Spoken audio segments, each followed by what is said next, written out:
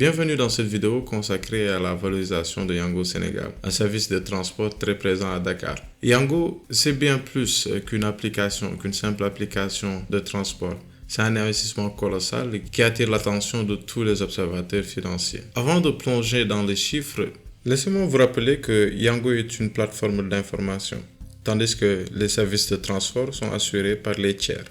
Cela signifie que Yango n'est pas un employeur direct et les résultats et revenus peuvent varier pour les chauffeurs partenaires. Yango doit avoir les tiers chargés du transport sur le tableau de bord et leur accorder une grande importance. Ils sont chargés des services de transport des utilisateurs Yango. Aujourd'hui, nous allons évaluer la flotte de véhicules de Yango et faire des hypothèses de projection.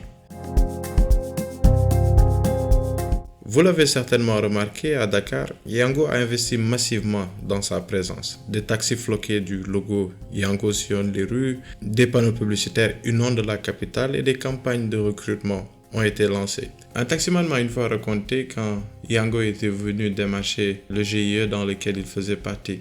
Il m'a dit que Yango était venu avec tout l'arsenal, des pick-up, des chaises, des traiteurs pour la restauration. En fait, une stratégie d'acquisition qui témoigne de leurs ambitions. Mais voilà la grande question. Quel est le retour sur investissement pour Yango Sénégal? Pour déterminer sa valeur financière, nous allons suivre une approche classique utilisée par les experts financiers depuis les années 60, basée sur les travaux de Modigliani et Miller.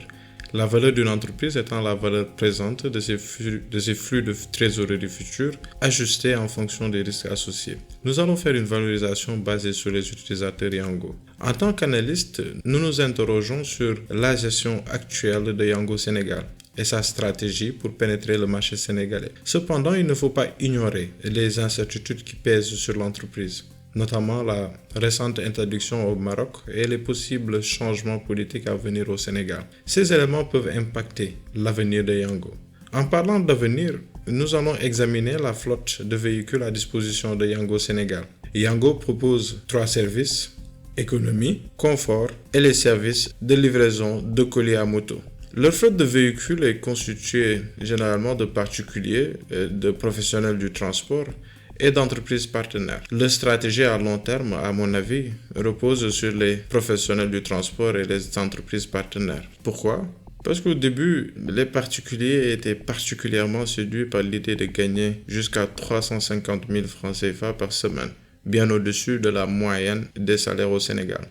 Cependant, certains défis se profilent, notamment l'attractivité qui peut diminuer avec la réduction des bonus et l'augmentation des prix des courses sur la plateforme. Prenons un exemple. Un trajet Ouest-Foire centre-ville sur l'application Yango propose 2600 et si vous sortez et prenez un taxi, le même trajet vous coûtera 3500. Vous prenez un Yango. Qu'est-ce qui se passe?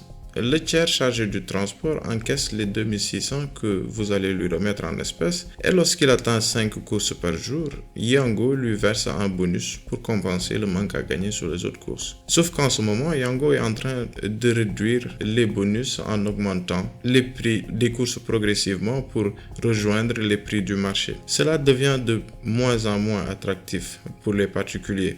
La demande diminue du fait des prix qui évoluent sur la plateforme et la concurrence avec les taximans devient de plus en plus rude. La régulation est un autre facteur clé à prendre en compte car les particuliers n'ont généralement ni permis de transport ni assurance de transport. Cette situation pourrait être précaire pour Yango si une interdiction survient. En considérant ces 2 points, les hypothèses de projection que je peux retenir sont une réduction des particuliers de 10% dès l'année prochaine et 25% pour les années suivantes. Les véhicules confort, qui sont généralement des taxis iraniens neufs et confortables, connaîtront une croissance de 6% en 2025. Une flotte de 100 véhicules neufs est déjà en circulation cette année, 12% en 2026 avec l'entrée de nouvelles entreprises partenaires et 10% pour le reste. Les taxis normaux qui sont déjà en circulation et veulent adhérer à Yango vont connaître une croissance fulgurante, 20% en 2025 et 10% pour le reste. Grâce à son utilisation intelligente de la technologie comme la cartographie et l'apprentissage automatique, Yango Pro réduit le temps de recherche des chauffeurs et optimise le trajet.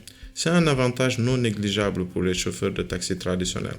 Les services de livraison à moto à Dakar connaissent déjà une forte demande due aux embouteillages et aux limites des transports publics. Pour Yango, je prévois une croissance de la flotte de motos de 25% en 2024. 30% jusqu'en 2025 et 12% pour le reste. Maintenant, voici les projections de croissance de la flotte pour les différents services de Yango. Bien sûr, cela implique des hypothèses. Et c'est normal, à moins que quelqu'un ait une boule de cristal pour nous prédire le futur.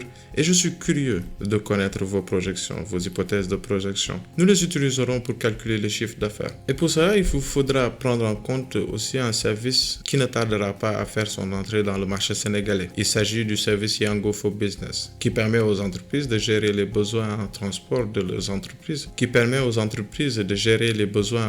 de leur personnel de manière plus efficace. Ce service peut offrir des avantages intéressants aux entreprises en termes d'économie de coûts et de meilleure productivité. Et déjà disponible à Abidjan, ce service fera des erreurs à Dakar. Et je vais aussi mettre autre comme source de revenus. Guy Ange a lui mis explicitement vente de données sur son modèle.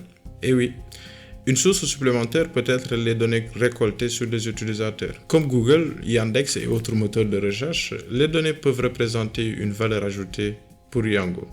Nous allons y revenir dans les prochaines étapes. Yango Sénégal est une start-up avec un immense potentiel, mais elle doit faire face à des défis pour assurer son retour sur investissement à long terme. Cependant, ces technologies intelligentes et son positionnement stratégique lui permettent de se démarquer sur le marché et de maintenir une flotte de véhicules capable de faire face à une demande en croissance. Je vous invite à partager vos hypothèses de projection. Je vous invite à partager vos réflexions sur l'évolution de la flotte de Yango Sénégal et vos propres hypothèses. Dans cette première partie, nous avons parlé des tiers chargés du transport. C'est la flotte qui est considérée comme la matière première de Yango.